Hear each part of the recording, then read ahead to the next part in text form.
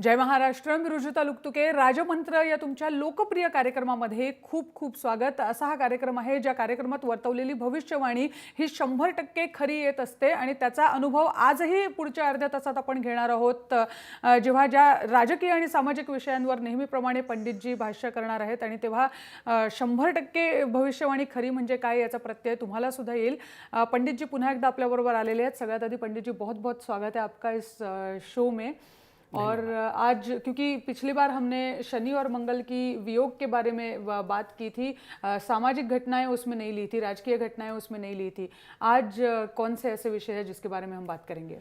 देखिए, सबसे तो ज्वलंत मुद्दा इस वक्त जो है वो उरी में जो अटैक हुआ उसके बाद भारतीय सेना को जो जिस तरह की हलचल आपने देखी, पाकिस्तान की सेना की हलचल, भारत की सेना की हलचल, उस पर चर्चा करेंगे. फिर राज ठाकरे का उन्होंने जो मुद्दा उठाया पाकिस्तान कलाकारों का, उसके ऊपर चर्चा करेंगे. भारत की क्या नीति होगी इसके ऊपर, और अतिवृष्टि जो हो चुकी है उसके ऊपर बात करेंगे. और अपनी शेयर मार्केट है, नरेंद्र मोदी हैं, और इन सब के ऊपर हमारी आज की शेयर मार्केट और बाकी भविष्यवाणी है जो सब याद करते हैं कि शनिवार कब आएगा और वो कब सुनेंगे. लेकिन पंडित जी, पहला गहन मुद्दा है भारत पाकिस्तान के बीच. हम सबको अब मालूम है किस हद तक बात पहुंच गई है, और भारत में सब खुलेआम ये कहने लगे हैं कि पाकिस्तान के साथ हम सीधा पाकिस्तान में घुसकर हमें टक्कर देनी चाहिए पाकिस्तान को. तो क्या ऐसा कोई निर्णय हमारी सरकार आगे चल के लेते हुए आपको दिखती है? क्या युद्ध की स्थिति आपको दिखती है आने वाले कुछ दिनों में, कई महीनों में? देखिए, 16/9 तक मैं ये कहते आया हूँ कि भूकंप आएगा, युद्ध जैसा वातावरण बनेगा, सीमा के ऊपर द्वंद्व युद्ध होगा. तो अभी भी वातावरण, मैंने पिछले हफ्ते आपको बोला था कि सुधरा नहीं है, क्योंकि शनि अभी भी मंगल की राशि में है, मगर मंगल जो है वो अपने खुद की राशि छोड़कर मित्र की राशि, गुरु की राशि में चले गए हैं.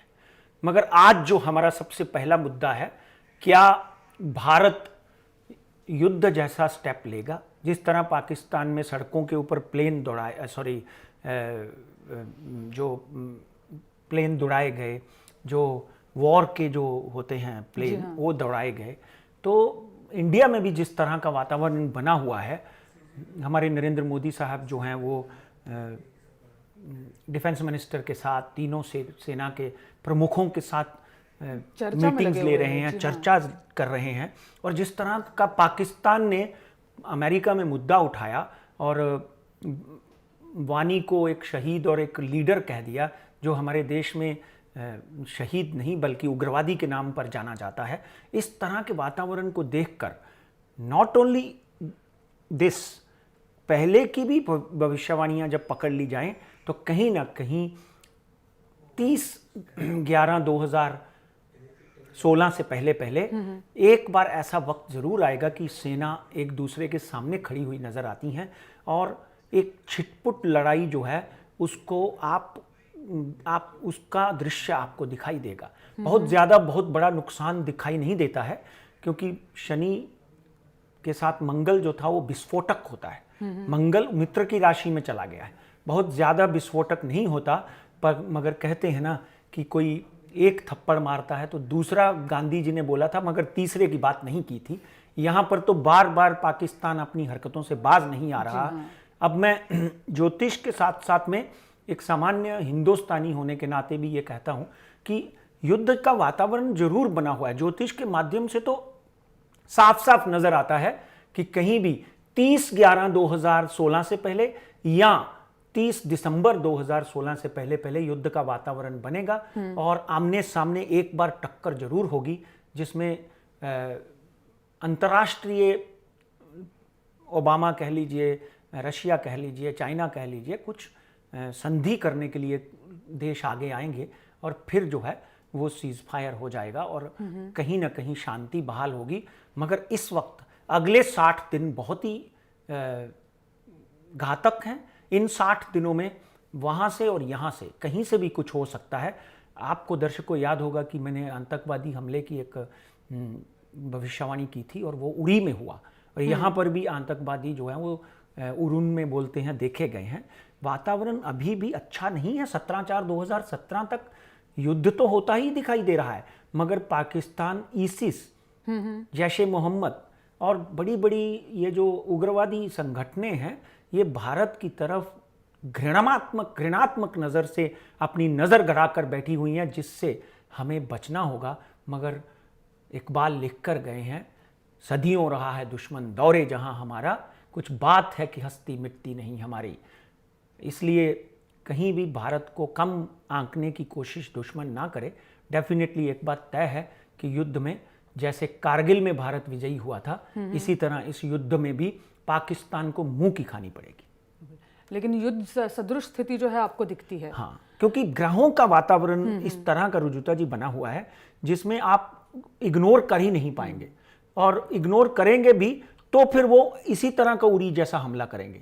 इसलिए कहते हैं ना कि अगर घर में आकर कोई आदमी घुसकर आपको मारता है तो फिर तो अपने सुरक्षा के लिए आपको कुछ करना ही पड़ेगा।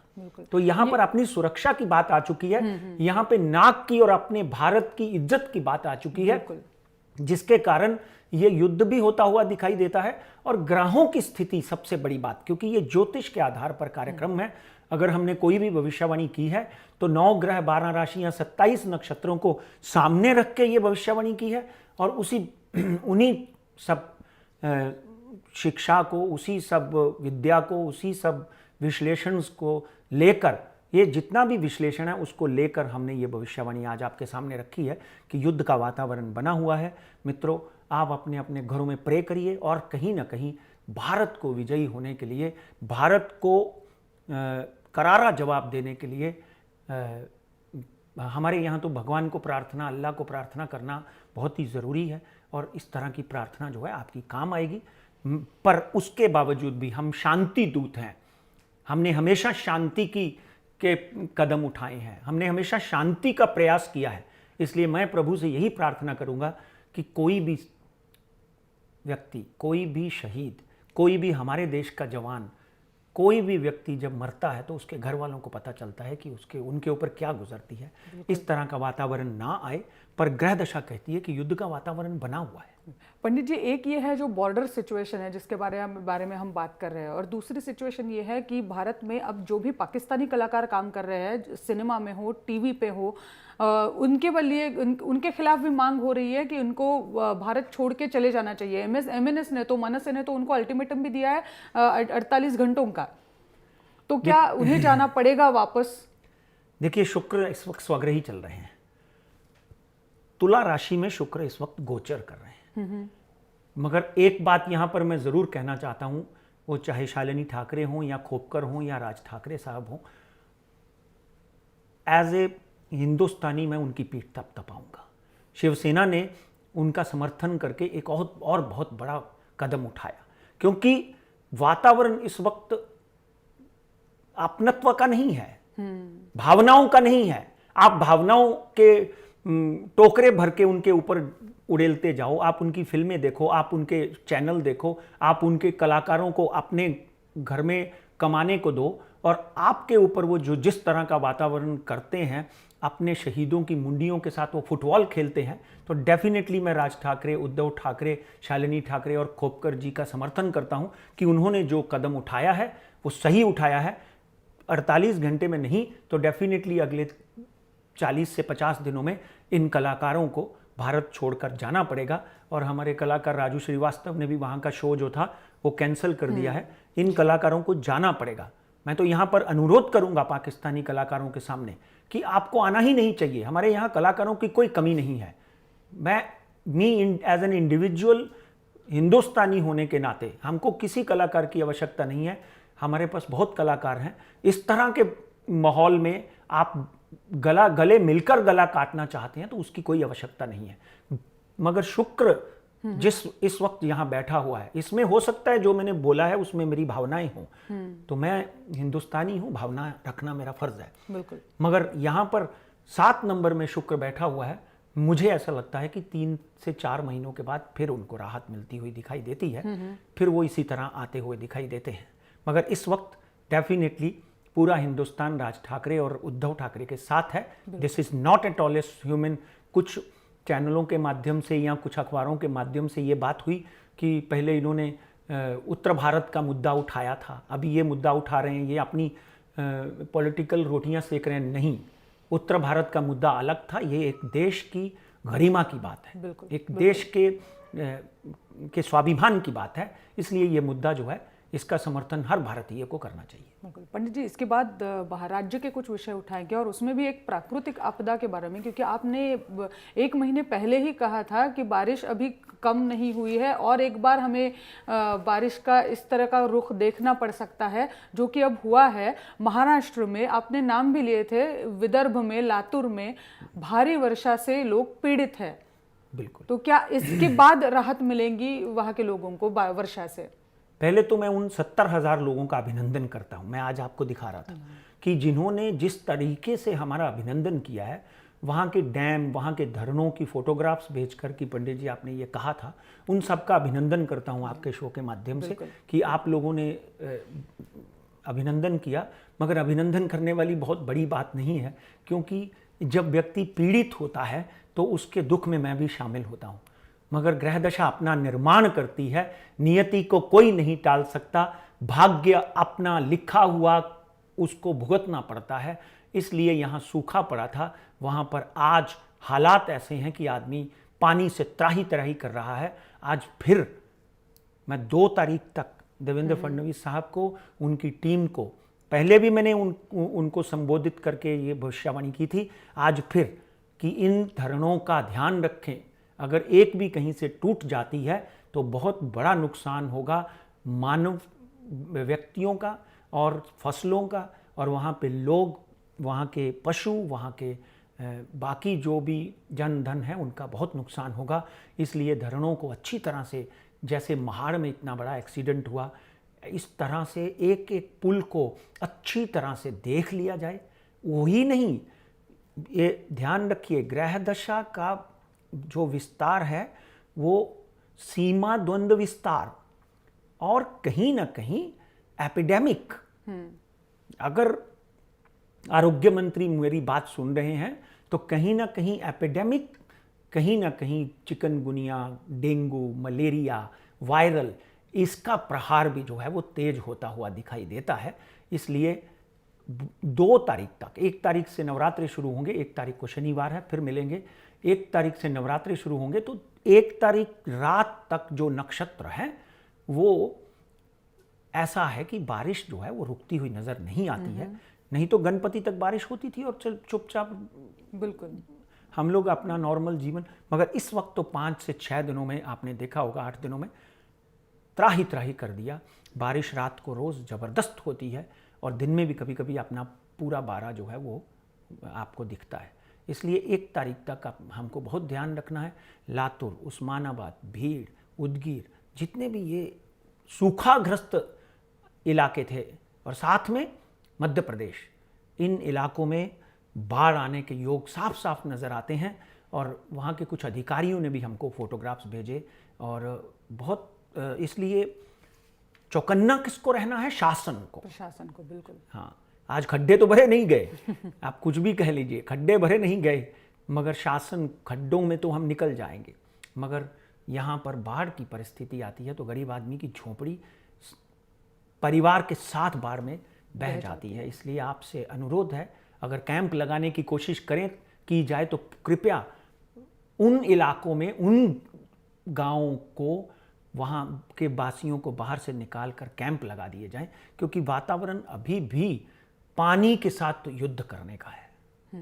एक तो देश का युद्ध, और दूसरा यहाँ पर महाराष्ट्र में उन इलाकों में, यहाँ पानी के लिए रेल भेजी जाती थी, उन इलाकों में उन लोगों को फिर एक बार आपकी ज़रूरत है।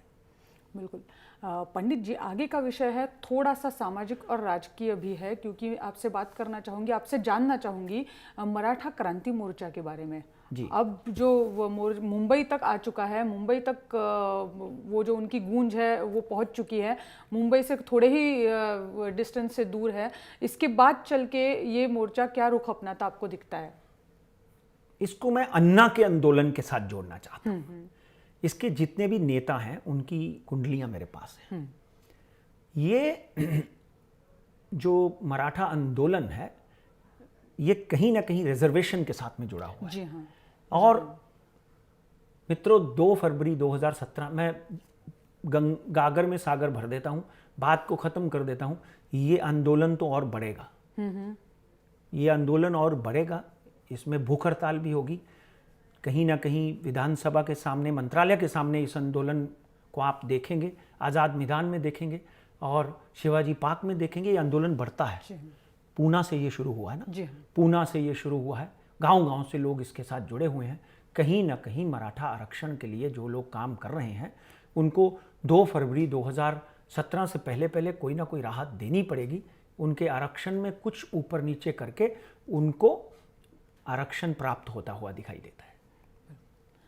पंडित जी, ये एक इम्पॉर्टेंट विषय था जो सरकार के सामने भी है। हालांकि सरकार ने कहा है कि वो मराठा समाज के साथ है, उनकी केस भी लड़ेगी, लेकिन कहने से कुछ नहीं होता, करने से होता है। आपको प्यास लगी है, मैं आपको बाहर से पानी दिखाता रहूं तो आपकी प्यास बुझ नहीं जाएगी। एक गरीब आदमी जिसकी झोपड़ी जल रही है, जिसकी झोपड़ी बह रही है, जिसके घर में बच्चे हैं, पढ़ा नहीं सकता है, इंटेलिजेंट है, तब भी he is unable to send his children to the best school, अच्छे स्कूल नहीं भेज सकता है। तो आरक्षण का मतलब ही ये है कि उनको अगर आरक्षण मिलेगा तो उनके बच्चों की पढ़ाई में सुविधा होगी, उनकी अपनी पेंशन्स लगेंगी, उनके घर में कहीं ना कहीं राहत मिलेगी। इसलिए दिखाने से कुछ नहीं होगा, करने से होगा। यही मतलब ये मेरी प्रतिक्रिया थी आपके सवाल की। बिल्कुल बिल्कुल। सॉरी। नहीं, ऑफ कोर्स। पंडित जी, इसके बाद 2 राजकीय हस्ती ऐसी है जिनके बारे में सिर्फ आपको मैं नाम सिर्फ बताऊंगी, आप मुझे बताइएगा उनका आने वाला समय कैसे बीतने वाला है। और उसमें से एक है छगन भुजबल जी, क्योंकि ओबीसी समाज अब ऐसे दिखा, उनके लिए एक मोर्चा निकलने वाला है जिसमें कि ओबीसी समाज उनके सामने, उनके लिए, उनकी रिहाई के लिए ये मोर्चा निकलने वाला है। तो क्या उससे फर्क पड़ेगा? छगन भुजबल क्या जेल से बाहर आते आपको दिखते हैं? यहाँ पर एक मैं और नाम लेता हूँ, वो है श्री सुब्रतो राय सहारा। अच्छा। उनके बारे में भी मैंने किसी टाइम पे भविष्यवाणी की थी कि ये फिर जेल जाएंगे, और 30 तारीख तक उनको बोला गया है कि आप यहाँ तो खुद आ जाइए या हम आपका ताबा ले लेंगे। तो यहाँ तक छगन भुजबल की बात करते हैं तो हमारे सब दर्शकों को याद है कि हमने क्या भविष्यवाणी की थी। जी हाँ। इसलिए आज फिर वो समय आया है।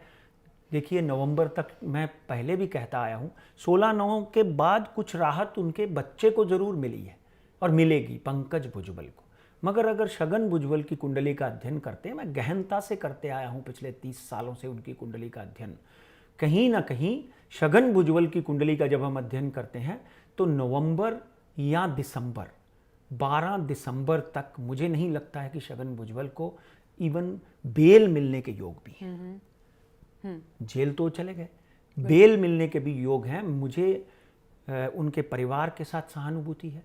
एक बात पक्की है कि उनको अपने हृदय का, अपने हृदय गति का, अपनी चेस्ट का, ईसोफेगस या अपने पेट का विशेष ध्यान रखना चाहिए, क्योंकि आगे आने वाले दिनों में, आजकल पेपर में मैंने पढ़ा कि वो हॉस्पिटलाइज्ड हैं। आगे आने वाले दिनों में हो सकता है कि उनको ज़्यादा देर हॉस्पिटल रहना पड़े। मगर दिसंबर 12 तारीख तक उनकी कुंडली में मुझे कोई राहत नज़र नहीं आती है। उसके बाद अगर तो वो हो फिर अगर निकल आते हैं पेरोल पे बाहर, जमानत के ऊपर बाहर, इनफैक्ट यहाँ तो मुझे लगता है कि उनकी तकलीफ थोड़ी और बढ़ सकती है। उनकी प्रॉपर्टीज जब्त की जा सकती है जो अभी हुई बीच में, और भी ईडी और सीबीआई जो है उनके ऊपर कुछ मुद्दे उठा सकती है। इसलिए मुझे नहीं लगता है कि उनको इमीडिएट राहत है। हाँ, फरवरी 2017 के बाद definitely Chhagan Bhujbal can bounce back once again, फिर बाउंस बैक कर सकते हैं। फिलहाल अगले 2 से 2.5 महीने कुंडली के माध्यम से अच्छे नहीं हैं। पंडित जी, दूसरी हस्ती जिनके बारे में मैं आपसे जानना चाहूँगी वो है एकनाथ खड़से जी। मुझे पता है आप इनकी भविष्यवाणी भी कर चुके हो और आपने यहाँ तक कहा है कि वो दोबारा राजनीति में आएंगे, दोबारा गृहमंत्री होते हुए भी आपको दिख रहे हैं, होम मिनिस्टर होते हुए भी। लेकिन अब जिस तरीके का माहौल बना हुआ है, आप पार्टी ने और एक ज़मीन का घपला उनका बाहर निकाला हुआ है, और आज की खबर ये है कि उन्हें रामटेक भी छोड़ना पड़ा है, या उन्होंने छोड़ा है कहिए।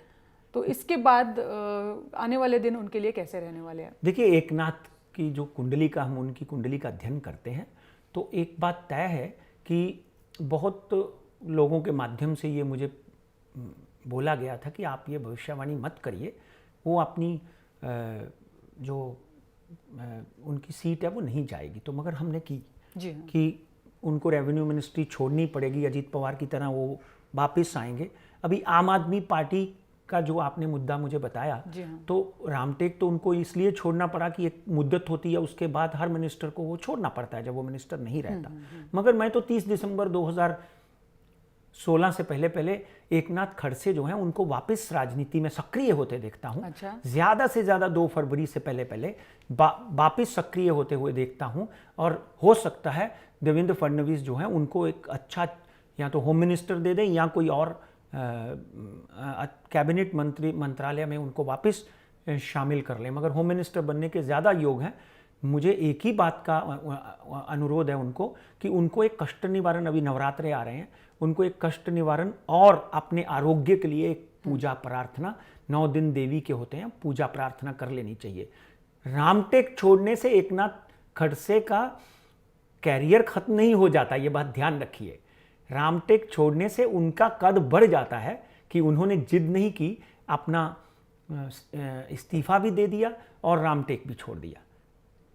अजीत पवार के साथ में भी ऐसा हो चुका है। इसलिए एकनाथ खड़से की कुंडली के माध्यम से अगर मैं देखता हूं तो जो उनको प्रताड़ना झेलनी पड़नी थी वो झेल चुके हैं। आगे आने वाले दिनों में उनको प्रताड़ना नहीं हो सकता है, वो वापस हो सकता नहीं, वो वापस आएंगे और उनकी कुंडली में वापस मिनिस्टर बनने के योग हैं। अब 2 फरवरी मैक्सिमम बोल रहा हूं मैं, 2 फरवरी, 40 दिन बढ़ा के बोलता हूं, 2 फरवरी 2017 से पहले आप मुझे वापस यहां पर अभिनंदन करेंगी कि उन्होंने शपथ ले ली।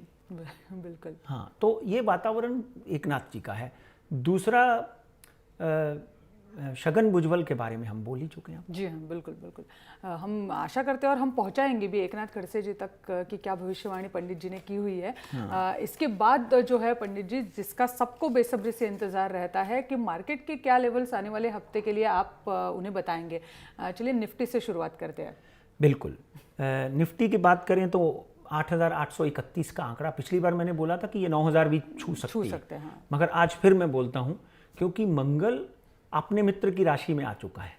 और आई टोल्ड यू कि मैं फेडरल रिजर्व की चेयरमैन क्या कहती है, अंतर्राष्ट्रीय स्तर पर इंटरेस्ट रेट क्या कहते हैं, अंतर्राष्ट्रीय स्तर पर इकोनॉमिक्स किस तरफ मुख मोड़ रही है, चाइना, जापान, ये सब को कंसिडर करता हूं, साथ में ग्रहों को कंसिडर करता हूं।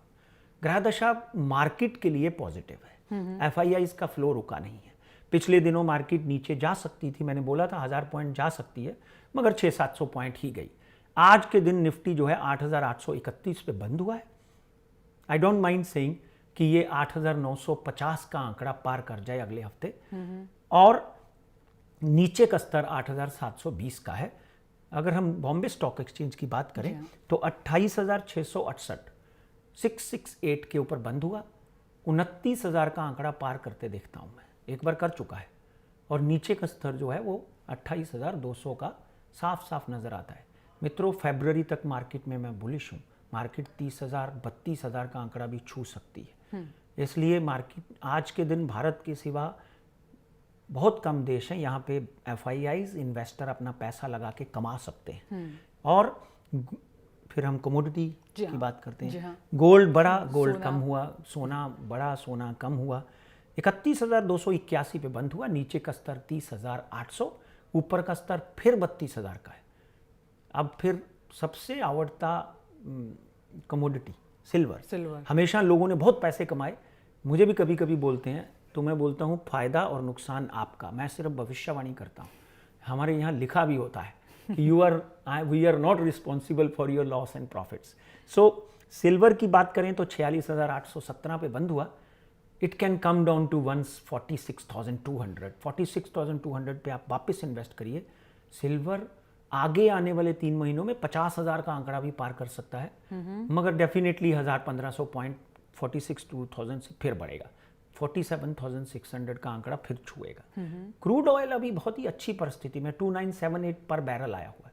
सो 2950 रख के स्टॉप लॉस रखिए 2920 का, और लंबी अवधि के लिए क्रूड ऑयल वापस 3200 एंड 3250 आराम से टच कर सकता है।